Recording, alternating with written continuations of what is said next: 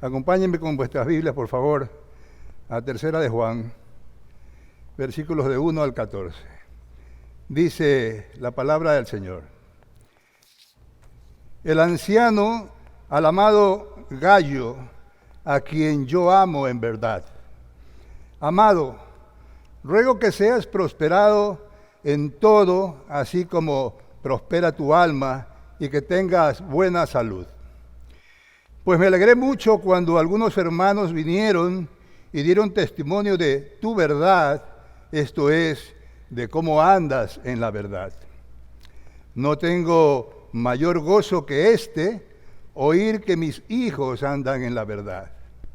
Amado, estás obrando fielmente en lo que haces por los hermanos y sobre todo cuando se trata de extraños, pues ellos dan testimonio de tu amor ante la iglesia.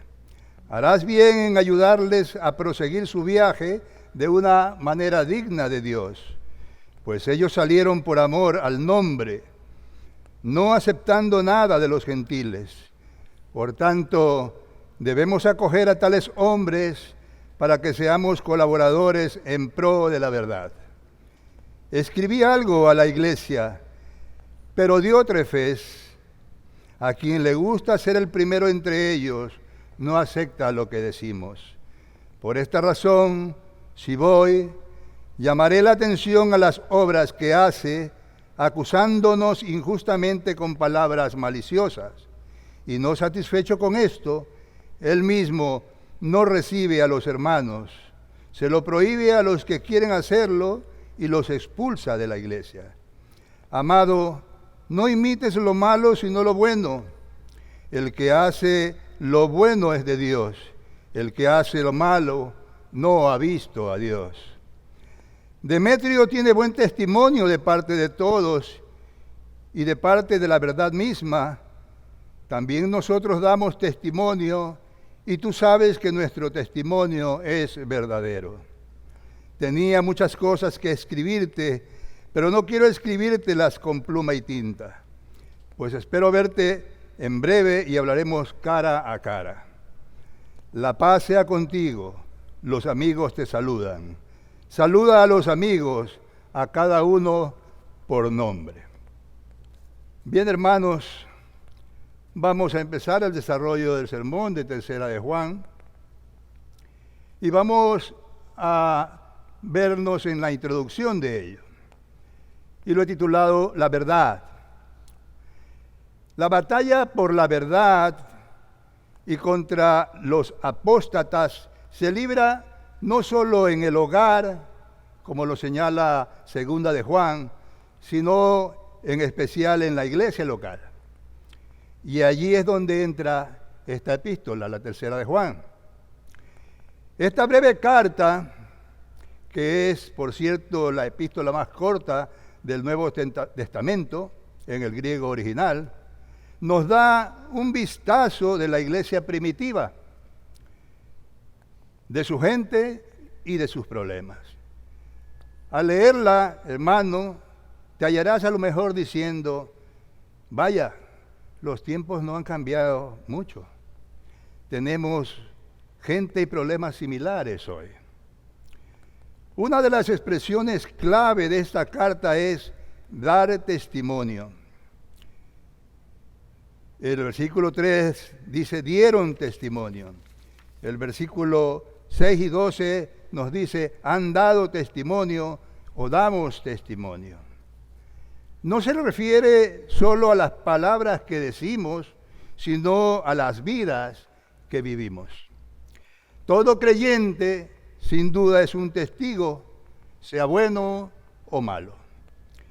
Estamos siempre cooperando con la verdad, como nos dice el versículo 8, o también estamos estorbándola. Esta carta está dirigida a Gayo, uno de los líderes de la congregación. Pero Juan también considera a otros dos hombres en estos versículos, Diótrefes y Demetrio. Hermanos y amigos, donde quiera que hay personas, hay y habrá problemas. Pero también hay el potencial para resolver esos problemas. Cada uno de nosotros debe con sinceridad enfrentar la pregunta: ¿soy parte del problema o soy parte de la respuesta? Consideremos a los tres hombres que intervienen en esta carta y observemos, hermanos y amigos, la clase de creyentes que eran. Primero hablaremos de Gayo. Y entramos aquí al segundo punto del bosquejo, que lo hemos denominado Gayo, un creyente amado, y abarca de los versículos 1 al 8. No hay duda que el apóstol Juan quería mucho a este hombre. En su saludo lo llama el amado a quien amo en verdad. Y en el versículo 5 le dice amado. Es improbable que estas sean expresiones meramente formales, como cuando escribimos un oficio en nuestra oficina y decimos, estimado señor Pérez. Es probable incluso que ni siquiera conozcamos personalmente al tal señor Pérez. El versículo 4 sugiere que Gayo tal vez era uno de los que habían sido convertidos por Juan. Y por supuesto, a las personas a quienes llevamos a la fe en Cristo, las queremos de manera especial. Sin embargo, el apóstol amado miraba a todos los creyentes como sus hijitos. Lo menciona así tal en 1 de Juan 2, versículos 1, 12 y 18. Así que vamos a proceder a eso, a leer esos versículos. El versículo 1 de 1 de Juan 2 dice, hijitos míos, os escribo estas cosas para que no pequéis. Y si alguno peca, abogado tenemos para con el Padre, a Jesucristo el justo. El versículo 12 dice, os escribo a vosotros, hijos, porque vuestros pecados os han sido perdonados por su nombre. Y el versículo 18 dice, hijitos, es la última hora, y así como oísteis que el anticristo viene, también ahora han surgido muchos anticristos, por eso sabemos que es la última hora. Si Gayo fuera miembro de una iglesia como la nuestra, os aseguro que yo no tendría problemas en quererlo, igual que Juan. ¿Por qué, hermanos? Pues porque consideraría las cualidades personales de este hombre que están narradas en esta epístola. ¿Y cuáles son esas cualidades personales? Primero, salud espiritual. Juan tal vez esté sugiriendo aquí que su amigo querido estaba enfermo y que él estaba orando por su recuperación. Le dice, ruego que seas prosperado en todo, así como prospera tu alma y que tengas buena salud. Lo leemos en el versículo 2. Si ese es el caso, comprueba que es posible tener salud espiritual y estar enfermo físicamente. Sin embargo, esta clase de saludo era muy común en esos días, así que tampoco debemos dar gran importancia a esto. No obstante, es claro que Gayo era un hombre cuya salud espiritual era evidente para todos quienes le conocían. ¿No verdad? En 2 de Corintios 4:16 dice, por tanto no desfallecemos, antes bien aunque nuestro hombre exterior va decayendo, sin embargo nuestro hombre interior se renueva día a día, para hacer alusión a esto que se conoce de Gayo. Hermanos y amigos, así como la salud física es el resultado de la nutrición, del ejercicio, de la limpieza, del descanso apropiado y la disciplina de una vida equilibrada, la salud espiritual es el resultado de factores similares. Debemos alimentarnos, amados hermanos, con la palabra de Dios y luego sacar provecho de esa nutrición en un ejercicio sano. Vayamos con vuestras Biblias, por favor, a 1 de Timoteo 4, 6 y 7 para afirmar esto. Dice 1 de Timoteo 4, 6 y 7. Al señalar estas cosas a los hermanos, serás un buen ministro de Cristo Jesús, nutrido con las palabras de la fe y de la buena doctrina que has seguido. Pero nada tengas que ver con las fábulas profanas propias de viejas, más bien disciplínate a ti mismo para la piedad.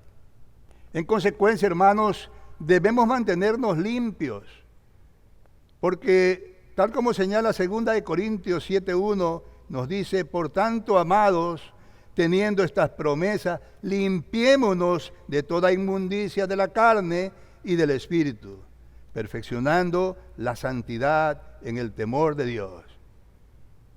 Y evitemos, por supuesto, la contaminación que el mundo de hoy nos ofrece. En 2 de Pedro, capítulo 1, versículo 4, nos dice lo siguiente: por medio de las cuales nos ha concedido sus preciosas y maravillosas promesas, a fin de que por ellas lleguéis a ser partícipes de la naturaleza divina. Y aquí viene la cita: habiendo escapado de la corrupción que hay en el mundo por causa de la concupiscencia. En tanto, hermanos, que el ejercicio y el servicio evidentemente son importantes, también lo es que descansemos en el Señor y recuperemos la fuerza mediante la comunión con Él. Una vida equilibrada es una vida saludable y feliz, una vida sin duda que honra a Dios. Y pasamos al literal B de las cualidades de Gayo, y decimos pues que él da un buen testimonio. A Gayo se le reconocía como un hombre que obedecía la palabra de Dios y andaba en la verdad, así nos lo dice el pasaje. Algunos de los hermanos habían hecho varias visitas a Juan y con alegría le habían informado que Gayo era un ejemplo de lo que el creyente debe ser. Seguramente nuestro pastor Eddie, y dentro de su experiencia pastoral, podrá contarnos acerca de las veces que alguna persona le habrá dicho: ¿es la señora fulana de tal miembro de su iglesia? O incluso peor: conozco muy bien a una de las integrantes de su congregación, pastor. Pero Juan nunca temía cuando surgía el nombre de Gayo. ¿Por qué, hermanos? ¿Por qué? Porque sabía que él andaba siempre en la verdad. Y en este punto me surge una pregunta. ¿Qué hacía que Gayo tuviera tan buen testimonio? Y la respuesta es que él andaba en la verdad de Dios. La verdad estaba en él y eso le permitía andar en obediencia a la voluntad de Dios. Gayo leía la palabra, la meditaba y se deleitaba en ella, y entonces la ponía en práctica en su vida diaria. Hermano y amigo, déjame decirte una gran verdad. Lo que la digestión es al cuerpo, la meditación y la lectura de la Biblia es al alma. No basta meramente con oír o leer la palabra, debemos digerirla, debemos saborearla, hermanos, hasta que llegue a ser parte intrínseca de nuestro ser interior. Es claro que toda la vida de Gayo estaba envuelta en la verdad. La vida verdadera proviene de la verdad viviente. Jesucristo es la verdad. Así nos lo dice Juan capítulo 14, 6, que dice lo siguiente. Jesús le dijo: yo soy el camino y la verdad y la vida. Nadie viene al Padre sino por mí. Se revela en tanto, por cierto, en la palabra de Dios, que es su verdad. Juan 17:17 dice, ahora han conocido que todo lo que me has dado viene de ti. Y el Espíritu Santo, que también es verdad. En primera de Juan 5:6 nos dice, este es el que vino mediante agua y sangre, Jesucristo, no solo con agua, sino con agua y con sangre. Y el Espíritu es el que da testimonio, porque el Espíritu es la verdad. Y nos la enseña. El Espíritu de Dios usa la palabra de Dios para revelar al Hijo de Dios. Y entonces nos capacita para obedecer la voluntad de Dios y por tanto andar en la verdad. Y esto nos lleva a la otra cualidad de Gallo. Él mantenía un ministerio eminentemente práctico. Es algo que nosotros debemos emular, hermanos. Que nuestro ministerio no sea solamente verbal y que lo pongamos en práctica. Esto lo vemos en los versículos 5 al 8. Gallo también cooperaba con la verdad, de maneras prácticas. Ayudaba a los que ministraban la palabra. No se nos indica en el texto que Gallo mismo haya sido predicador o maestro, pero lo que sí sabemos es que abrió su corazón y su hogar a los que sí lo eran. Hemos aprendido en la segunda carta de Juan la importancia de la hospitalidad, hermanos, de esa hospitalidad que llamamos cristiana. Juan le advirtió en segunda de Juan a la que llamó a la señora elegida que no alojara a falsos profetas, a falsos maestros. Eso lo vemos en segunda de Juan 7, del 7 al 11. Pero que no vamos a leer en este momento por el limitado tiempo que tenemos. Pero en esta carta elogia a Gallo por ser hospitalario con los hermanos en general, con los verdaderos ministros de la palabra de Dios. Gallo era un estímulo para todos, pero especialmente a los desconocidos, que iban para tener comunión con la iglesia y para ministrar. Vayamos, hermanos, con nuestras Biblias a Hebreos 13:2 para confirmar esto. No os olvidéis de mostrar hospitalidad, porque por ella algunos, sin saberlo, hospedaron ángeles. Así que, hermano, mostremos hospitalidad para aquellos que llevan la palabra del Señor. Pronto tendremos aquí en nuestra iglesia las conferencias que iremos teniendo a lo largo del año, y es un buen momento para que mostremos justamente esta cualidad propia que nos señala la carta de Juan de la hospitalidad. Es el momento para hacerlo, hermanos. En estos días de temor y violencia, no es fácil recibir desconocidos en nuestras casas. Por supuesto, en la iglesia primitiva, los ministros viajeros llevaban cartas de recomendación de sus asambleas. Lo podemos ver en Romanos 16:1. El apóstol Pablo dice, os recomiendo a nuestra hermana Febe, diaconisa de la iglesia en Cencrea. Así, hermanos, que es importante que sepamos algo de las personas que planeamos recibir. Sin embargo, esto exige fe y amor.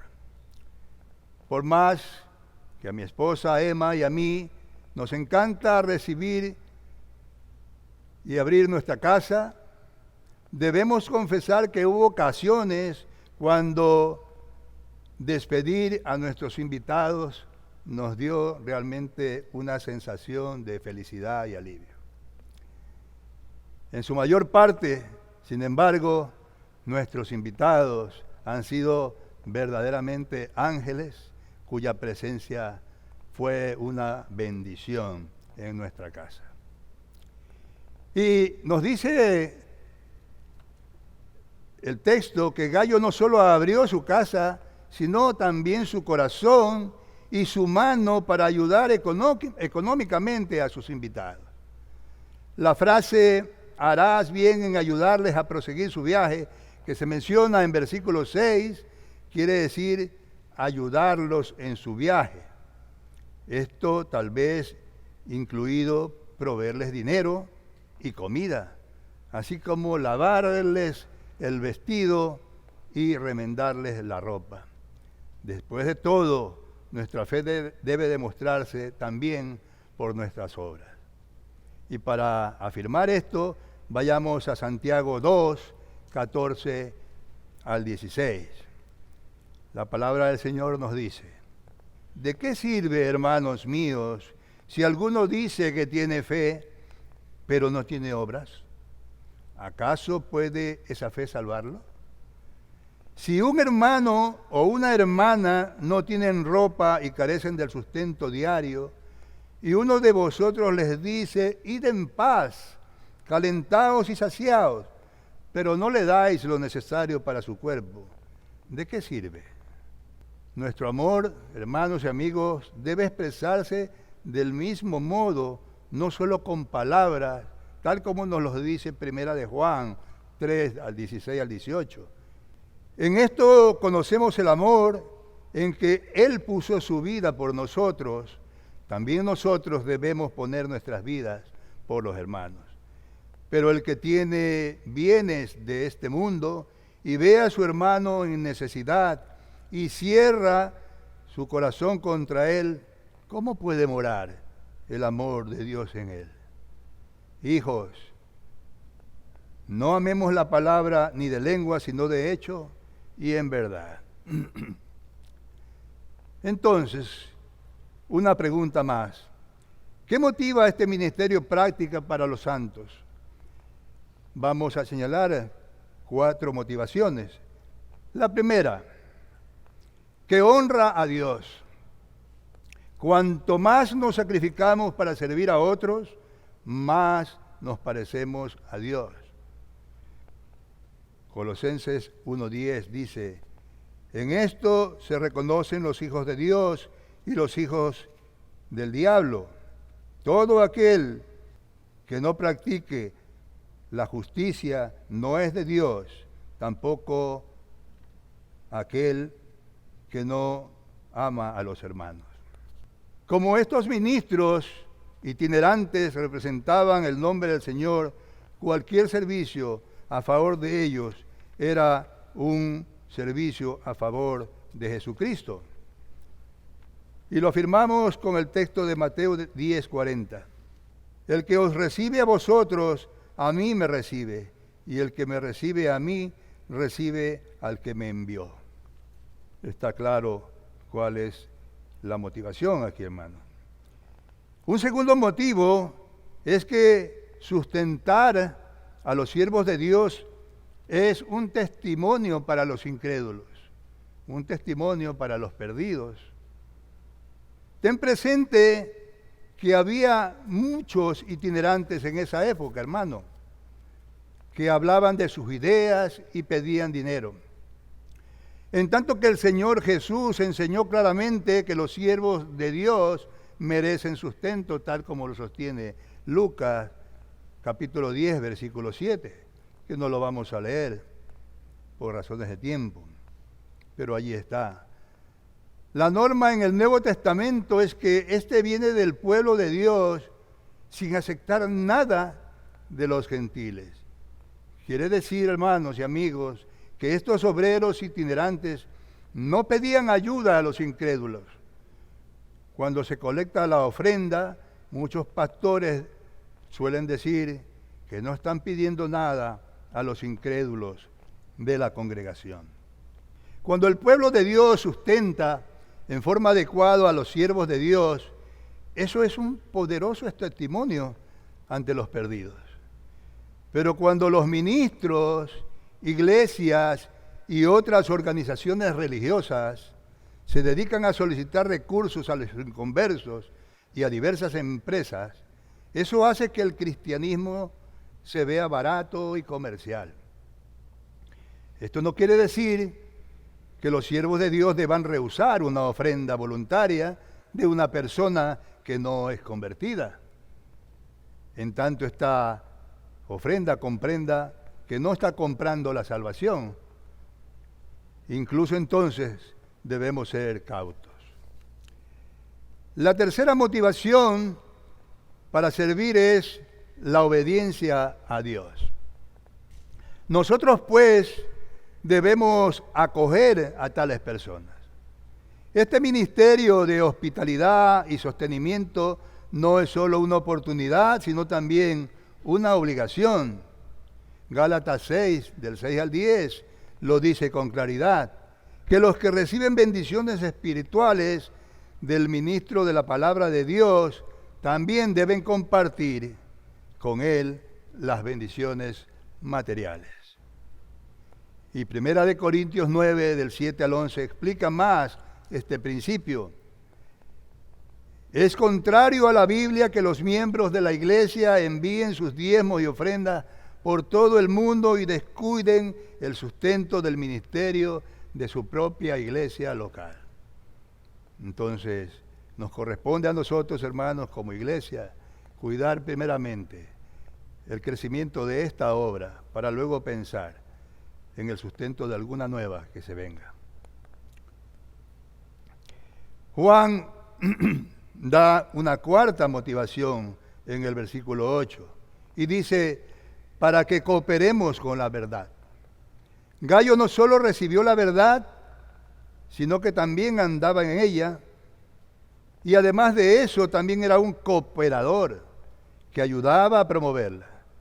No sabemos, hermanos, no lo dice la carta, cuáles eran esos dones espirituales, ni cómo servía en la congregación Gallo, pero sí sabemos que Gallo cooperaba para extender y defender la verdad al ayudar a los que la enseñaban y predicaban. Seguramente, y como parte de su ministerio, el pastor Eddie se habrá alojado en muchos hogares y le habrán animado en su trabajo. Los anfitriones tal vez no hayan sido personas especialmente talentosas, pero su ministerio bondadoso de hospitalidad seguramente le habrán permitido ejercer sus dones en la iglesia a la que ha acudido. Hermanos y amigos, cualquier bendición que haya tenido en su ministerio, con certeza, se acreditará a cuenta de ellos. Lo dice Filipenses, capítulo 4, versículo 17. Y dice, no es que busque la dádiva en sí, sino que busco fruto que aumente en nuestra cuenta. Una cosa, hermanos, es luchar contra la apostasía y rehusarse a recibir a los falsos maestros. Pero otra muy distinta es abrir nuestras casas y también nuestras billeteras para promover la verdad. Necesitamos tanto lo negativo como lo positivo. Hacen falta más personas como Gallo en nuestra congregación, que gocen de salud espiritual, que sean obedientes a la palabra y compartan lo que tienen para promover la verdad. Pero lamentablemente, hermanos y amigos, no todos son, e incluso no todos somos como él.